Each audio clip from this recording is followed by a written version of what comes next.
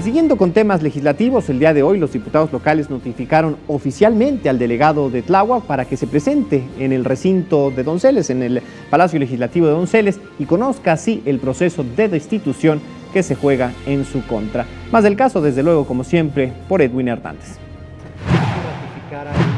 El secretario de la Comisión Especial Jurisdiccional de la Asamblea Legislativa, José Manuel Delgadillo, entregó en las oficinas delegacionales de Tláhuac el citatorio formal para que el delegado Rigoberto Salgado acuda a la sesión de audiencia ante los asambleístas y se entere del proceso de remoción que han empezado en su contra 23 legisladores.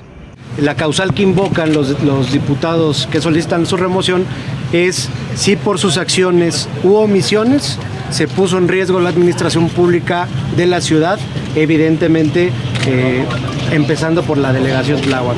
Si existen estos elementos objetivos, pues lo que procede es que resolvamos solicitando la remoción. El legislador dijo que con la sesión de mañana se garantiza el derecho de audiencia del gobernante. Detalló que sería el 18 de septiembre cuando se cite de nueva cuenta al delegado para que entregue las pruebas que considere ante la comisión jurisdiccional.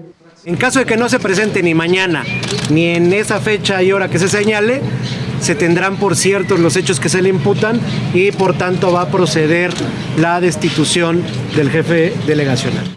Delgadillo precisó que el citatorio fue recibido por la directora jurídica y de gobierno Miriam Jiménez, ya que el delegado argumentó tener muchas cosas por hacer para recibirlo de manera personal. Será mañana a las 2 de la tarde cuando Salgado se presente en el legislativo local. Joel Arias en las imágenes, Edwin Hernández, 21 Noticias.